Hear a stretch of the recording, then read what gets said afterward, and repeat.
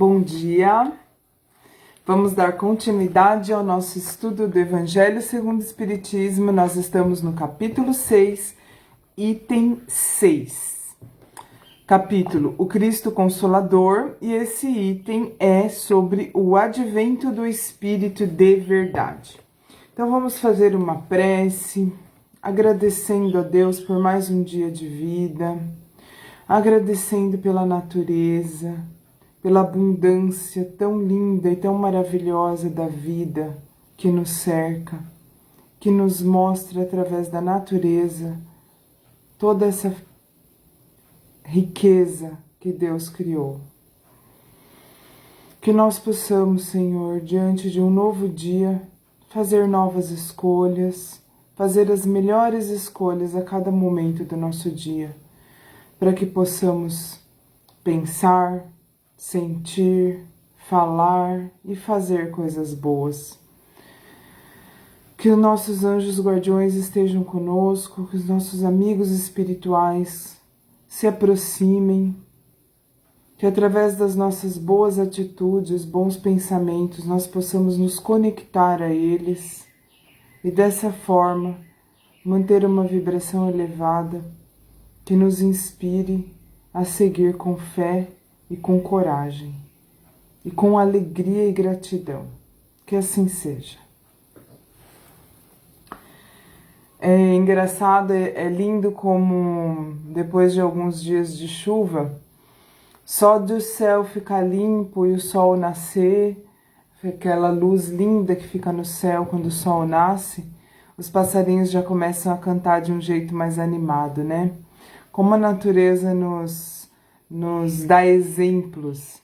Não sei se vocês estão ouvindo, mas eles estão bem animados cantando aqui perto da minha casa. Vamos lá então. O Espírito de Verdade, Paris, 1861. Venho ensinar e consolar os pobres deserdados. Venho lhes dizer que elevem sua resignação à altura de suas provas. Que chorem, pois a dor foi consagrada no Jardim das Oliveiras, mas que esperem, pois os anjos consoladores virão enxugar suas lágrimas. É aquilo que a gente sempre tem dito, né? Não é que nós não vamos ter nenhum sofrimento, não é que todas as dores serão eliminadas. Mas o fato de nós nos resignarmos, de nós não nos revoltarmos, de a gente aceitar, de a gente acreditar que tudo está da melhor forma possível, que Deus não erra, que Deus nos ama. Se Ele nos ama, qualquer não que a gente tenha na vida, qualquer dificuldade que a gente tenha na vida, qualquer tristeza que aconteça ao nosso redor, significa que nós estamos vivenciando uma prova, uma lição, porque se Deus nos ama e Deus não erra, Ele não vai fazer com seus filhos crueldades. Imagina, pensar que nós somos bons com os nossos filhos, a maioria dos pais pelo menos, né? Ama e educa e se erra com amor. Imagina Deus que não erra, se todas as coisas que Ele coloca em nossas vidas, que Ele impõe a nosso vivenciar, se não são perfeitas, se não são para o nosso bem. Então, saber disso faz com que nós aumentemos a nossa resignação à altura das nossas provas, das nossas dores, das nossas expiações. Então, inclusive, não é para não chorar, não é para não ficar triste, não é para não sentir as coisas boas e ruins. Não é isso. Não é que assim, se eu chorei diante de uma saudade de um ente querido, se eu chorei diante de uma decepção, diante de uma dor que eu vivenciei num relacionamento, se eu chorei diante de uma perda na vida, qualquer coisa difícil que aconteça, não é que se eu chorei, eu não estou seguindo esses ensinamentos e eu não estou tendo resignação. Não, A gente pode chorar, a gente pode sentir. O que a gente não deve e não faz sentido diante do nosso conhecimento da vida eterna e da necessidade da encarnação, da necessidade das provas e expiações que nós vivenciamos na encarnação, significa que, sabendo de tudo isso, nós não podemos nos desesperar, porque aí não faz sentido se desesperar. Se a gente acredita em Deus, se a gente sabe que tudo isso tem uma razão de ser, a gente não se desespera. A gente pode chorar, mas não se desesperar, né? É diferente, é muito diferente. Porque quando a gente tá triste, quando a gente tá vivenciando alguma dificuldade, a gente se abala e a gente tem fé e a gente acredita, a gente se abala, mas a gente continua, a gente segue em frente e a gente, às vezes com o coração dolorido, mas vai, né? Continua. Agora, o desespero não, o desespero paralisa a pessoa, não deixa ela continuar, acaba gerando uma revolta, porque se ela tá em desespero, ela não tem condições de ter fé, né? E acaba gerando uma revolta, porque se a gente não tem fé, a gente tem o que diante das dificuldades? Revolta.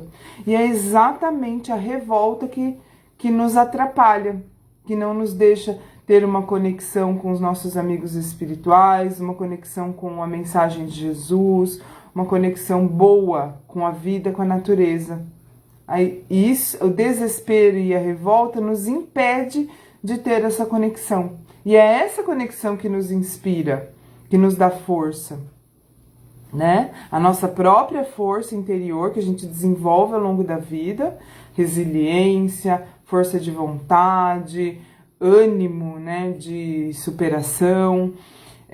Mas a conexão com os amigos espirituais é extremamente importante e ela não acontece se a gente estiver em desespero, porque não tem como eles chegarem até nós. Somos nós mesmos que estamos impedindo essa comunicação entre eles e nós. Eles que estão aqui nessa encarnação são missionários, né? Na nossa encarnação, são missionários que estão aqui para nos ajudar, que vieram ficar próximos de nós para... Eles têm a missão de contribuir para as nossas... para nos ajudar, contribuir para o nosso desenvolvimento espiritual e nos ajudar na nossa evolução, nos dar força nas nossas provas. Então, a gente precisa se conectar com eles, né? E aí, quando a gente tem maus pensamentos, maus sentimentos... Ter maus pensamentos é normal. O problema é alimentar maus pensamentos. Ter maus sentimentos é normal. O problema é alimentar maus sentimentos. Por exemplo, acontece uma coisa ruim que envolve uma pessoa. E aí, na hora, eu fico com raiva, eu penso, xingo mentalmente e tal. Mas aí eu respiro fundo e falo assim, calma. É um ser humano, ou é um ser humano, filho de Deus como eu, por mais que esteja agindo de uma forma que eu discordo, ou de uma forma que eu sei que tá errada. É uma situação difícil, mas tem uma razão de ser, e aí eu respiro fundo e deixo de alimentar maus pensamentos e maus sentimentos. É isso que se espera de nós, e é isso que permite essa conexão, porque se eu tenho um pensamento ruim, que tá aqui embaixo a vibração dele, e eu me mantenho aqui, eu alimento isso, eu vou me conectar com coisas que estão na mesma sintonia, com espíritos e situações que estão na mesma sintonia.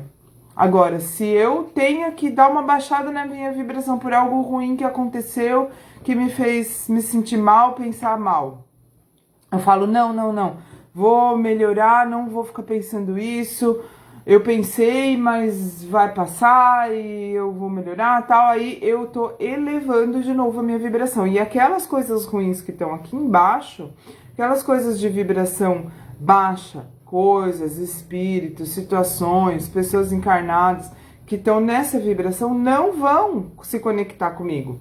Então não vão acontecer coisas difíceis. Quer dizer, sempre vai ter alguma coisinha, mas não vai ser alimentado isso. Sabe quando começa a acontecer, assim, acontece uma coisa ruim, daí a pessoa se conecta com aquilo, com aquela energia, e daí ela começa a ficar tão mal, tão mal, tão mal, que mais um monte de coisa ruim começa a acontecer? É por causa disso, é por causa dessa sintonia. Então, se a gente eleva a nossa sintonia, a gente vai se conectar com outras coisas que estão aqui, ó, na mesma vibração. Então, né? Então, o que a gente chega à conclusão? Que é sempre nossa responsabilidade. Ai, mas como que é minha responsabilidade se foi o cara que me xingou no trânsito, ou sei lá, foi o meu chefe que foi injusto comigo, foi a minha família que falou uma coisa absurda, foi não sei quem que falou mal de mim, foi a pessoa que errou e eu simplesmente fui uma vítima, eu fiquei mal por causa dela. Tudo bem ficar mal por causa de situações como essas que eu falei, ou coisas mais difíceis, né, coisas mais doloridas, tudo bem ficar mal um pouquinho. Mas manter-se na vibração é nossa responsabilidade, sim. Manter-se ou superar, bola pra frente, mudar essa vibração é nossa responsabilidade. Se a gente não mudar, é a gente que vai estar se conectando com as coisas difíceis e mantendo essa vibração baixa. Então, vou até ler de novo aqui esse início do primeiro parágrafo do item 6 do capítulo 6. Venho ensinar e consolar os pobres deserdados. Venho lhes dizer que elevem sua resignação à altura das suas provas. Que chorem, pois a dor foi consagrada no Jardim das Oliveiras, mas que esperem, pois os anjos consoladores virão enxugar suas lágrimas. Nós não estamos sozinhos, nunca. Trabalhadores, traçai vosso sulco, recomeçai no dia seguinte a rude jornada da véspera. Bola pra frente, continua, levanta, sacode a poeira e dá volta por cima. O trabalho de vossas mãos fornece o pão terreno aos vossos corpos, mas vossas almas não estão esquecidas. Eu, o divino jardineiro, cultivo-as no silêncio de vossos pensamentos. Eu fico até emocionada, porque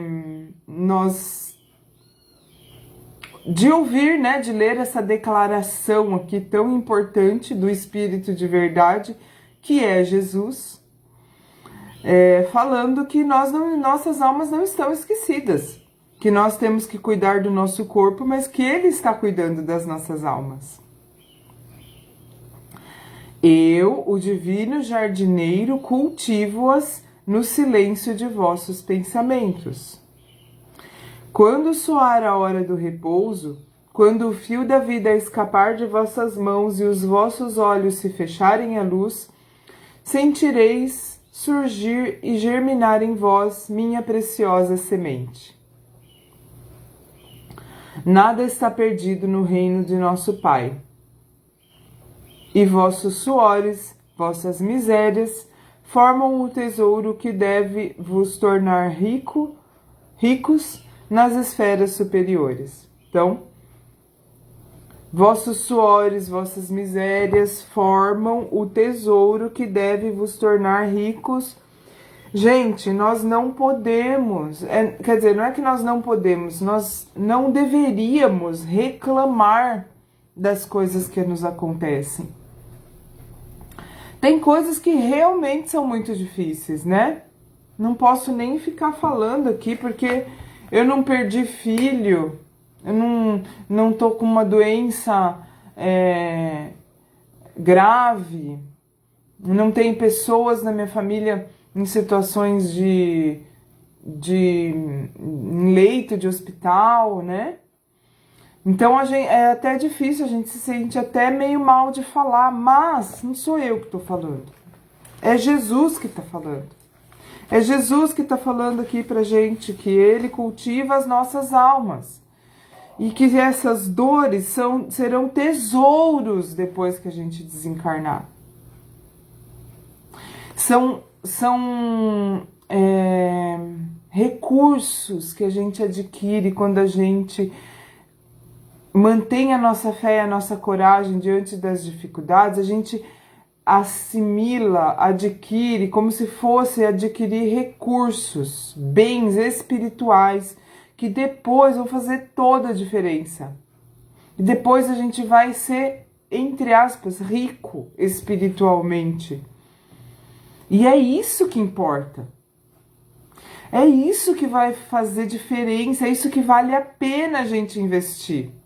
Porque depois que a gente desencarnar, a gente vai olhar para trás e vai falar: meu Deus, quanto tempo eu perdi com coisas que não fazem a menor diferença agora para mim. E quanto eu deixei de angariar esses recursos que agora seriam valiosos. Ou então, que bom que eu tive aquela prova, aquele sofrimento, aquela dificuldade, que olha o que isso me trouxe de recursos maravilhosos agora para o mundo espiritual, para a verdadeira vida, que é eterna, e não essas dificuldades passageiras que nós vivemos aqui. Não são fáceis. Quando eu digo passageiras e que nós devemos enfrentar, eu sei que são difíceis e eu sei que não parece rápido. Mas diante da eternidade, elas são muito rápidas e vale muito a pena. E a gente vai ficar muito feliz depois de ter passado por elas. Ou muito arrependido de não ter vivenciado de uma forma positiva essas dificuldades. De forma positiva, como tudo isso que eu já falei, né, hoje mesmo. Então, continuando. Olha só, vou ler a última frase novamente. Quando soar a hora do repouso, quando o fio da vida escapar de vossas mãos e os vossos olhos se fecharem à luz, tudo do corpo, né? Vida do corpo, luz do corpo. Sentireis surgir e germinar em vós minha preciosa semente. Nessa hora a gente vai falar assim: nossa, Jesus estava plantando mesmo uma semente dentro de mim e agora ela está germinando. Agora nós temos que acreditar sem ver. Acreditar pela lógica, que como a gente falou ontem, o espiritismo, ele é adepto, vamos dizer assim, da fé raciocinada. A gente não acredita naquilo que não faz sentido. Então tem que ter uma lógica, a gente tem que raciocinar e pela razão ver que faz sentido, aí a gente acredita.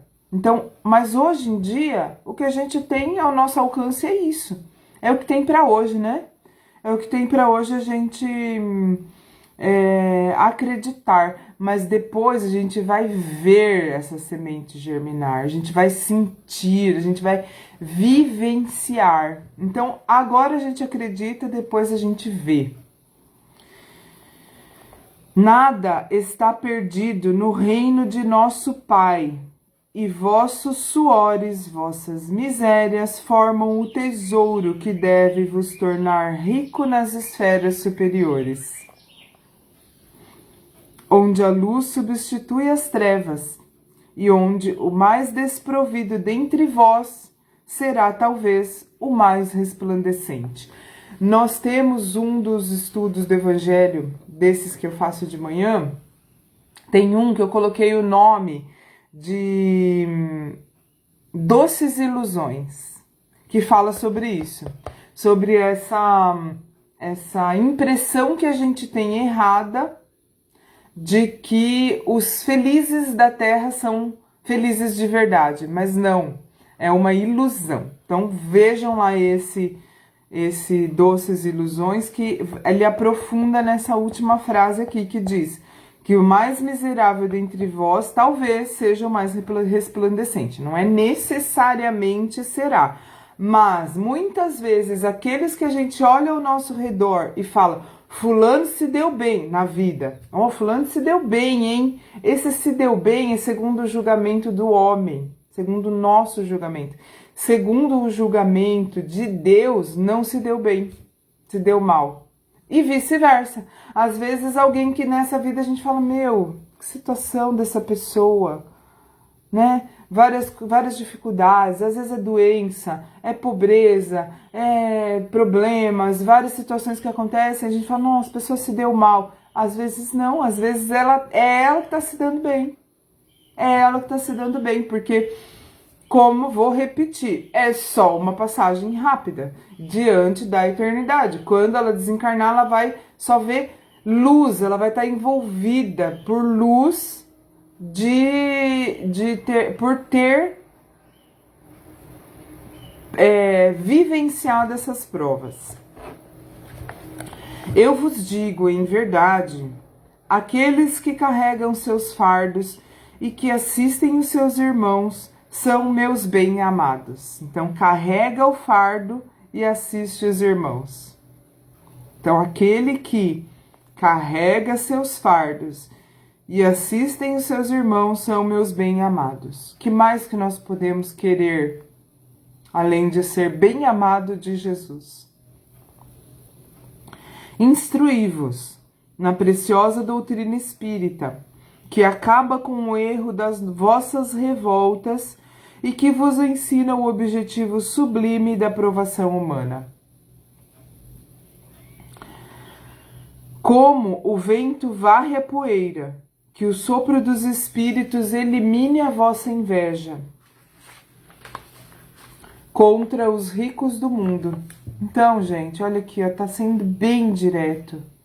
Não faz sentido invejar os ricos do mundo. Eu invejo, sabe quem? Eu invejo Divaldo Pereira Franco. Eu invejo Chico Xavier. Eu invejo Gandhi. Eu invejo seres humanos que conseguiram vir para esse mundo e ser puramente bons e trabalhar sempre na evolução espiritual e assistir os irmãos, né? Isso é inveja, entre aspas inveja, né? Inveja no sentido de o que eu queria ser. Eu queria ser o Divaldo Pereira Franco, queria ser igual a ele. Então aqui tá falando, não faz sentido a gente invejar os ricos do mundo. Ricos do mundo é aquela pessoa nas redes sociais que tem milhões de seguidores. Às vezes não, né, gente? Às vezes tem milhões de seguidores e é algo relevante, elevado espiritualmente. Mas a maioria não é, vamos falar a verdade, né? Eu tô falando de rede social porque é na rede social que acontece a inveja, né? Na maior quantidade, porque você não vai invejar aquilo que você não vê, que você não sabe que existe. E é na rede social que as pessoas estão usando muito para mostrar, ostentar o que elas têm, a felicidade que elas vivenciam. Só que essa não é a verdadeira felicidade. Então tá falando aqui, ó, não inveje os ricos do mundo. Frequentemente são os mais miseráveis, pois suas provas são mais perigosas que as vossas. Gente, a prova da riqueza, nós teremos aqui em outros momentos, em outros capítulos, nós nos aprofundaremos um pouco mais nesse aspecto, porque vai ser mais pertinente ao assunto do capítulo. Mas já dá pra gente dar um spoiler aqui, adiantar um pouquinho, já que aqui tá falando que são provas, né, que as riquezas do mundo são provas. A riqueza, gente, é mais difícil do que a nossa situação, em termos das nossas situações de humanos. A pobreza é muito difícil, mas a riqueza também é difícil. E diante do ponto de vista espiritual, talvez a riqueza seja uma prova mais difícil do que a pobreza. É provável. Por quê? Porque a riqueza, ela permite que a pessoa se desvie mais facilmente do caminho. A riqueza permite que ela se entregue aos prazeres da carne com mais facilidade. A riqueza faz com que a pessoa tenha mais condições de se desviar no sentido de...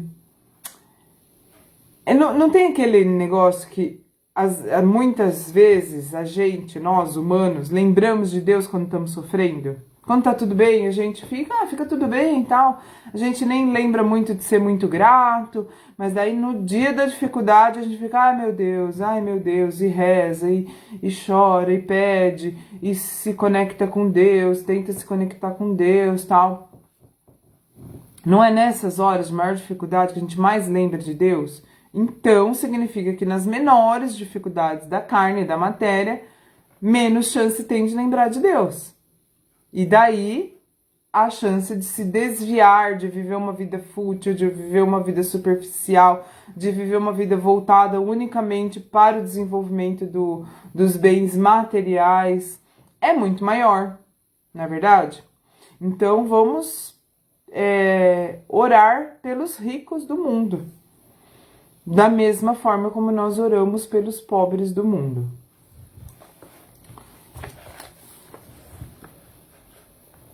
Estou convosco, e meu apóstolo vos esclarece. Bebei da fonte viva do amor, e preparai-vos, cativos da vida, para vos lançardes um dia, livres e alegres, no seio daquele que vos criou simples e ignorantes, para vos tornar perfeito, e quer que vós modeleis a vossa frágil argila, a fim de serdes os artesãos de vossa imortalidade. Que lindo, né? Lindo e muito consolador. Então, agora vamos finalizar fazendo uma prece. Hoje é sexta-feira, vem por aí o final de semana. Desejo a todos um final de semana tranquilo, um final de semana de paz, um final de semana de convivência tranquila e pacífica com as pessoas que vivem conosco.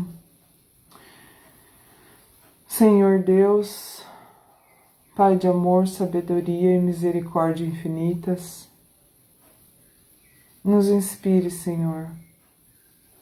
Nos ajude a nos conectar com o Senhor. Nos ajude a nos conectar com a voz de nossa própria consciência, que é a sua voz em nós.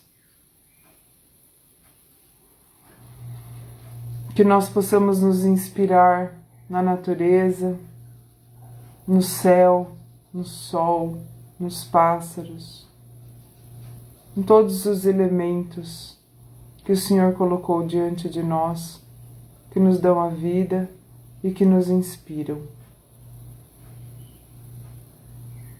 Que assim seja.